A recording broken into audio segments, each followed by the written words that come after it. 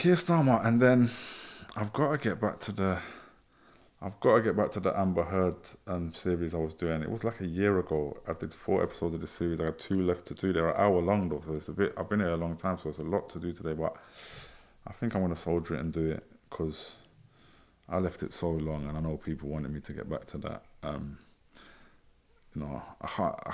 want to give some context about why I dip in and out for my own mental health stuff, and I got a couple of diagnoses recently from assessments I was waiting for. That's made me realise a lot about myself, where I have like moments where I go crazy on the internet, post loads of stuff, and then I'll burn out and not do any of it. Let's have a look at Keir Starmer's speech. Because Keir Starmer has gone mental. Yeah. I haven't watched the actual full speech. It's 24 minutes long? No, can I watch that whole thing?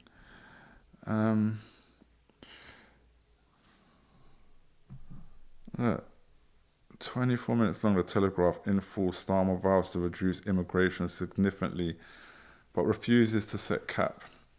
Now that's interesting, that refuses to set cap part, because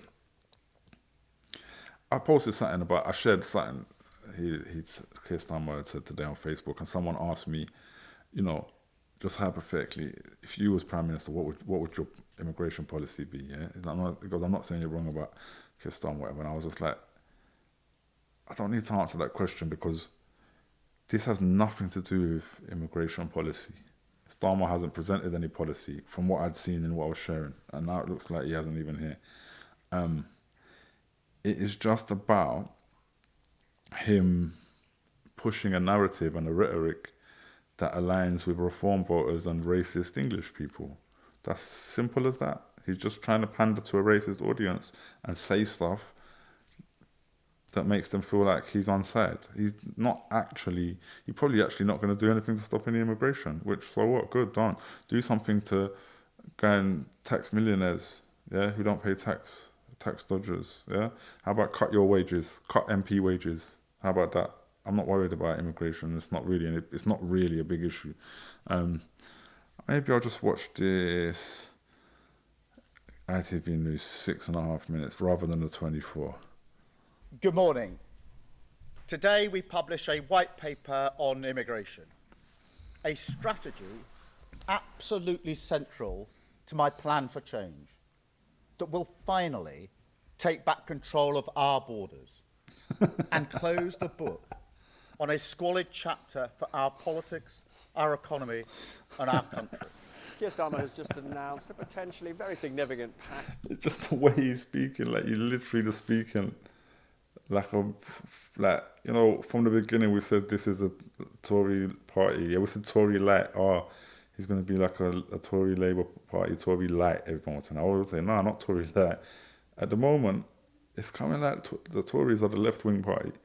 Of reforms to the legal migration system. Of course, it comes against the backdrop of, over the past few years, immigration to the UK soaring. A couple of years ago, we had those shocking numbers, 1 million people coming from the rest of the world to the UK, an all-time record. It also good for them. Comes against the backdrop in which the unpopularity with millions of British people of the change in the British population, the large numbers of people coming here, has changed political allegiances. It's probably the biggest factor behind the surge in popularity of reform. Now, why is this guy talking so slowly? Polls, the most popular party in the UK. So for the Prime Minister, it's been an imperative to address this issue.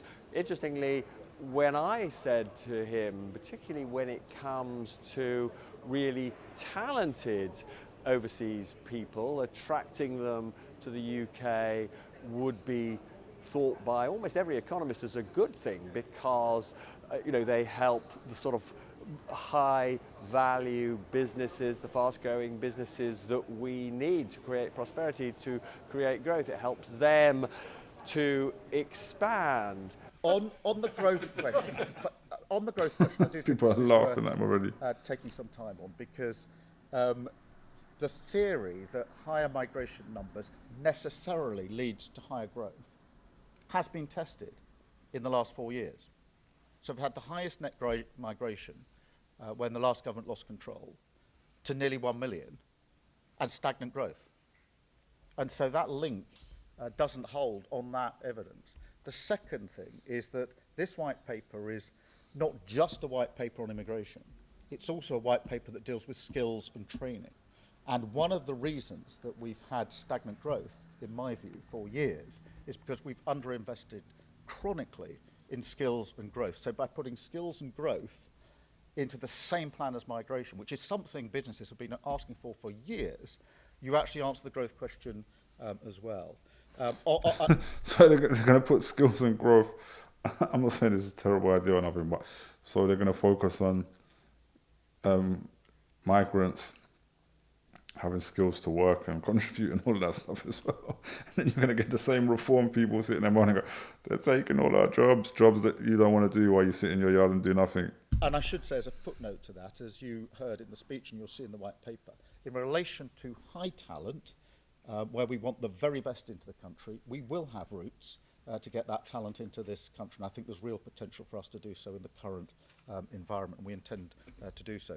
He said two things in response to that. Secondly, within these reforms, they are not, if they can possibly help it, going to penalise those with the highest skills, although to be clear, one aspect of all of this that I think will deter those with high skills from coming here is they will now, unless they can somehow prove they're making an amazing contribution to Britain, they'll have to live here for 10 years before they can even think about applying for citizenship. That's twice as long as you would have to live in America to apply for citizenship. And America, obviously, in many ways, a much more successful economy than ours. So some would say it's sort of, well, as I said to him, maybe he's shooting himself in the foot by, in a sense, doubling that residence requirement for the UK.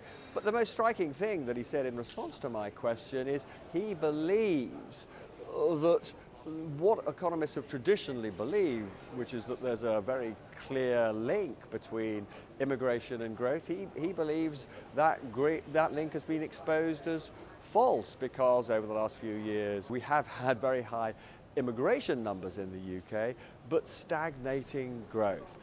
Around all of this, though, the reforms such that, now you will have to have a degree to come into the UK. Typically, people without a degree will find it much harder. There are going to be stricter language tests. Dependents of people wanting to come to the UK will have to prove that they can speak English. He made this statement that people had to prove.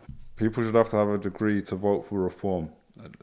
Not vote in general, you've got to be able to vote, but to vote for something as extreme as reform, you've got to have a degree to prove you've really thought this through.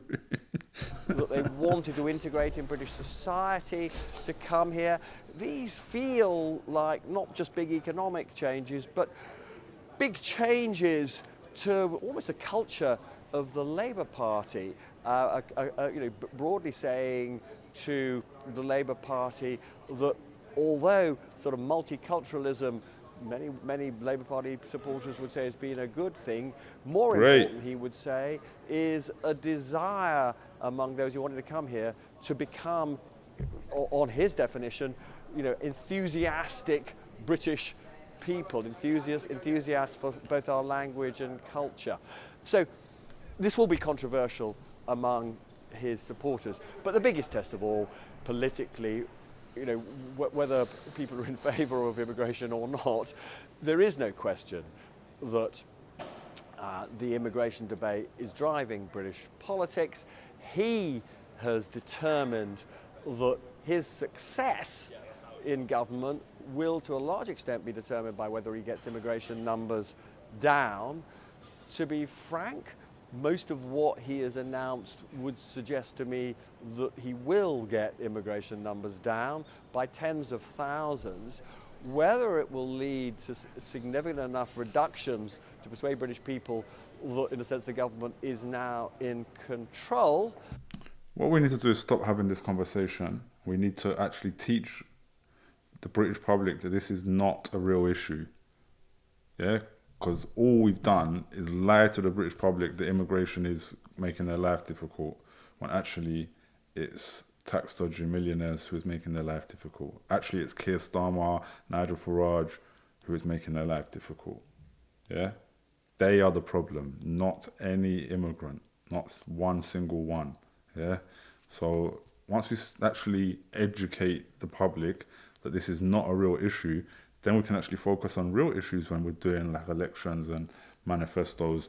Because at the moment, they know this is not a real issue and they're just using it to manipulate.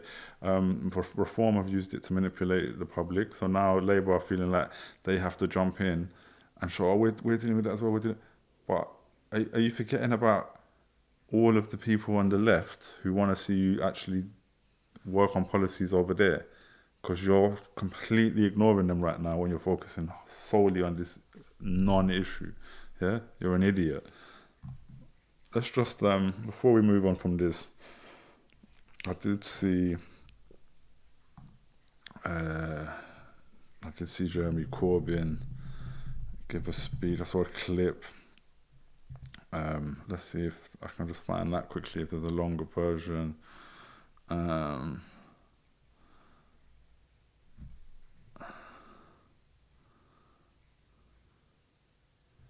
There's something about, sorry, I'll get this back on the screen. That looks interesting about Israel arms sales, but I want to find a specific, what's that mean tweets with Jeremy Corbyn when I was 5 years old? Gosh, that must be difficult. Let's just watch this anyway.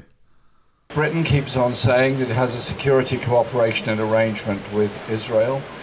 They refuse to answer questions from me and from others as to what the Royal Air Force Base at Akrotiri is being used for, why there are so many hundreds of flights taking off from it, what are they carrying, where are they going, why are they happening.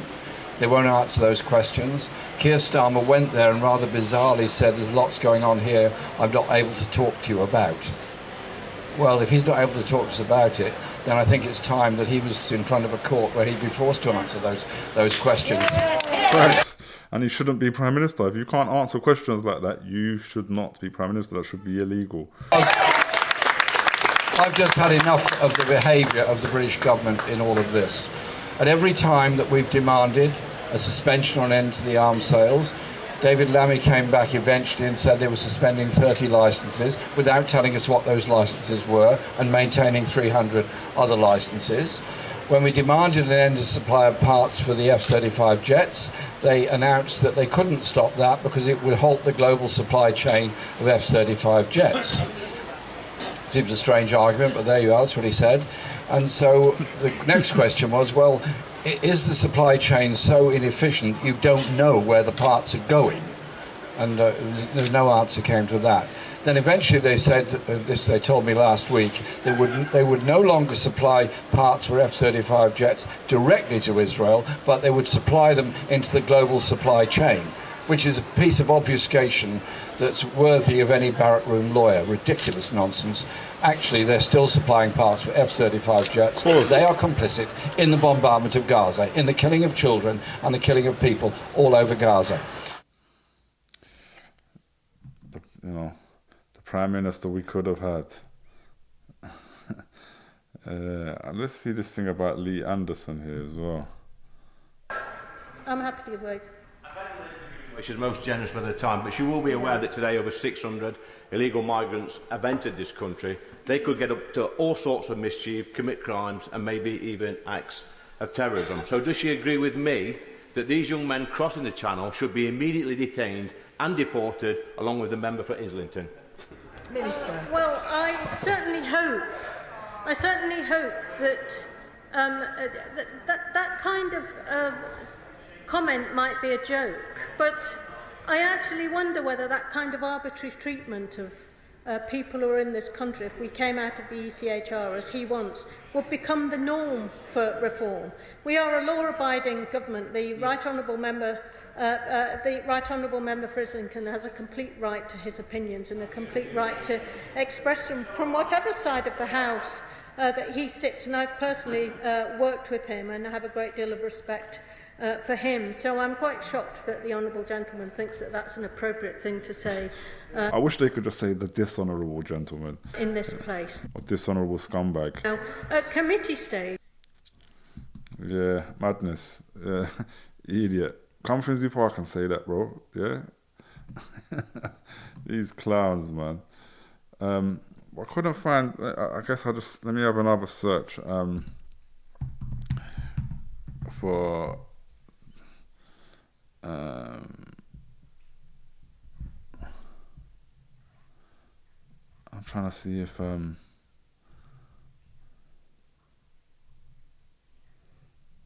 can see the Corbyn speech that I saw the other day. Yeah, it's got to be on here somewhere, but it's just not coming up when I'm searching. A number of Parliament Live. How long is this video? Gosh, maybe some long audio. Oh, it's on right now. Starmer accused of using Farage's playbook as immigration debate turns explosive. Hook Global. I guess I can't sit and watch someone else's live because I'll be here all night. But yeah, someone else getting into it.